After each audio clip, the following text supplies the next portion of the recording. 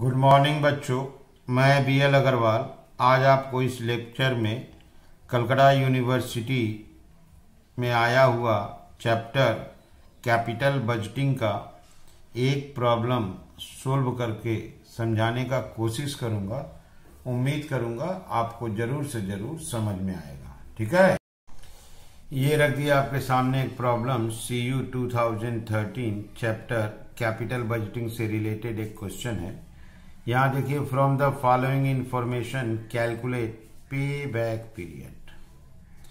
पे back period calculate करना है। यहाँ परचेज ऑफ मशीनरी, एक मशीन परचेज किया गया 10 लाख रुपया, इंस्टॉलेशन उसका 150, worker training to put use the assets 50,000। ये सब कॉस्ट में चला जाएगा। सब्सिडी, यहाँ देखिए एक नया item subsidy from government 60% of purchase price. Purchase price आपका 10 लाख है, तो परचेज प्राइस हम लोग का 10 लाख है, सब्सिडी 60% 6 लाख। तो मेरे लिए कॉस्ट ऑफ मशीन 4 लाख हुआ और ये 1.50 2 लाख रुपया खर्चा, तो कॉस्ट ऑफ मशीन 6 लाख होगा। अच्छा, वर्किंग कैपिटल रिक्वायरमेंट भी 3 लाख दिया है। Life of the machine is 5 years. Book salvage value 10% of purchase price. Salvage value 10 lakh का 10% करेंगे 1 लाख रुपया। अब कैश साल्वेज वैल्यू मतलब इन फ्यूचर उसको बेचा जाएगा, इससे कोई लेना देना नहीं है। Method of depreciation straight line. तो इतना दूर में cost of the machine calculate हो जाएगा, डिप्रिसिएशन हो जाएगा और साथ में इनिशियल कैश आउटफ्लो। यहाँ देखिए 10 लाख का मशीन है, 60% सब्सिडी है, तो 4 लाख रुपया का ही मशीन हुआ। 1.5 लाख और 50,000 दैट इज 2 लाख रुपया इसका कॉस्ट आया, तो 4 2 6 लाख। इसका salvage value, book salvage value 1 lakh, तो बच गया 5 लाख। 5 लाख का लाइफ हो गया 5, 1 लाख रुपया डिप्रिसिएशन आ जाएगा और 6 लाख रुपया आउटफ्लो है, 3 लाख वर्किंग कैपिटल 9 लाख हो जाएगा। यहाँ देखिए टैक्स रेट 30% बोला है। सेल्स देखिए इनकम स्टेटमेंट के लिए 1 लाख यूनिट, 10 रुपया selling price 10 lakh, variable cost 40% 4 lakh, fixed cost 2 lakh. तो यहाँ से sales minus variable cost minus fixed cost आपका EBIT आ जाएगा।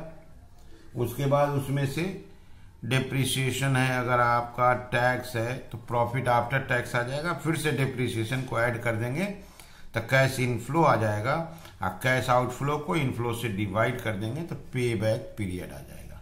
ओके, तो यहाँ डबल स्टेटमेंट बनाना होगा। एक में मशीन का कॉस्ट और कैश आउटफ्लो पता लगाएंगे और दूसरे में कैश इनफ्लो, देन पे बैक पीरियड कैलकुलेट होगा। ठीक है, चलिए इसको सोल्व करके देखते हैं।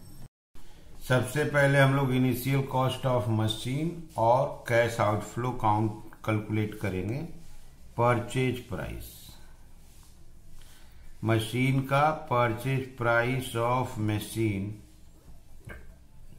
मशीन का परचेज प्राइस 10 लाख था। इसमें सब्सिडी मिला, subsidy from government 60% subsidy 6 lakh मिला, तो आ गया आपका 4 लाख। इसमें इंस्टॉलेशन कॉस्ट था, इंस्टॉलेशन एक्सपेंसेस था,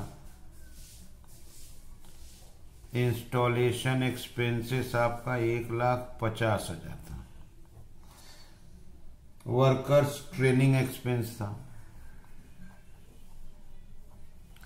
workers training expense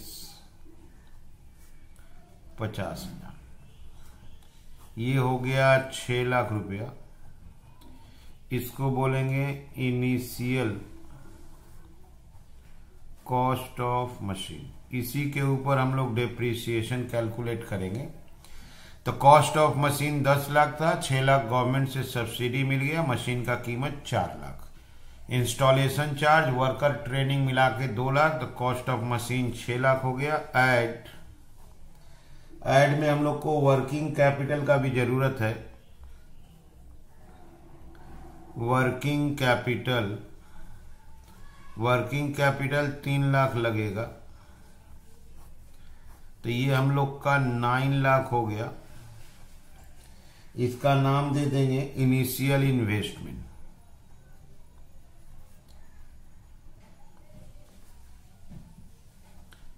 initial investment या इसी को बोलते हैं कैश आउट फ्लो।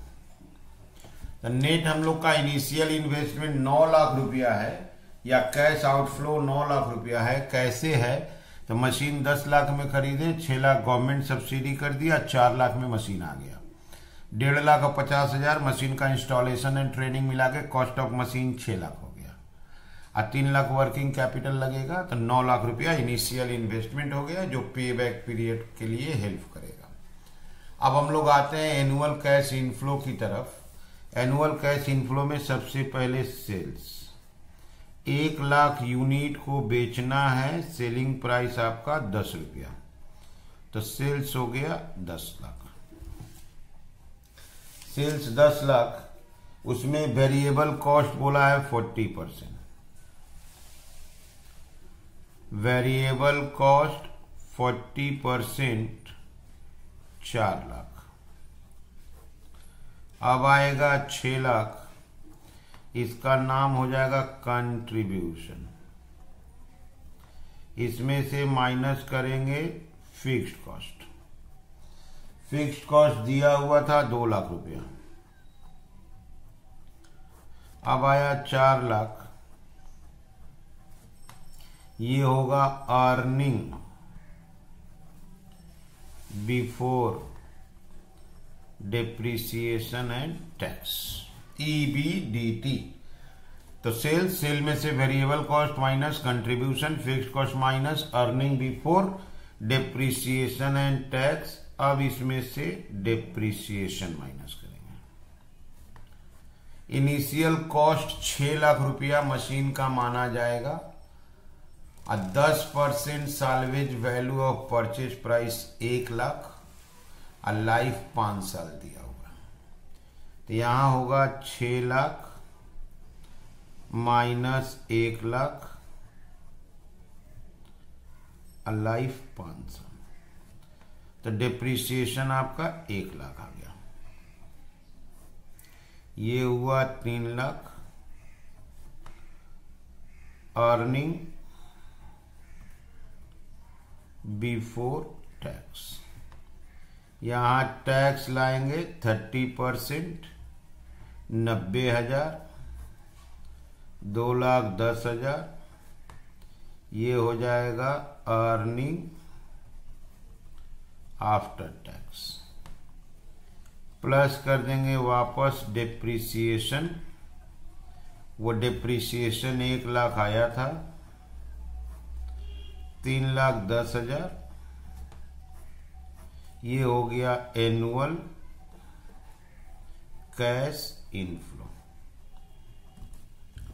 ठीक है, तो एनुअल कैश इनफ्लो होता है profit after tax plus depreciation. तो प्रॉफिट आफ्टर टैक्स कैसे पहुंचे? Sales, variable cost, fix cost minus किए, डिप्रिसिएशन माइनस किए, प्रॉफिट बिफोर टैक्स हो गया, टैक्स माइनस किए, प्रॉफिट आफ्टर टैक्स, वापस डिप्रिसिएशन प्लस कर दिए, तो आ गया एनुअल कैश इनफ्लो। इसके पहले हम लोग इनिशियल इन्वेस्टमेंट या कैश आउटफ्लो कैलकुलेट किए थे परचेज ऑफ मशीन के हेल्प से। मशीन खरीदा गया, गवर्नमेंट से सब्सिडी मिला, खर्चा किए, 6 लाख का मशीन हो गया, 3 लाख वर्किंग कैपिटल लगा, तो 9 लाख रुपया हम लोग का इनिशियल इन्वेस्टमेंट हो गया। अब कैश इनफ्लो हो गया आपका 3,10। तो कैलकुलेट कर देते हैं pay back period. Pay back period equal to initial investment divided by annual cash inflow. Initial investment is 9 lakh, annual cash inflow 3,10,000।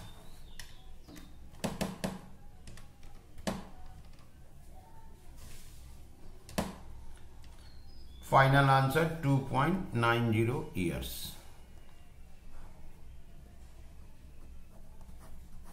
ठीक है, 2.90 ईयर्स। समझ में आ रहा है? ओके,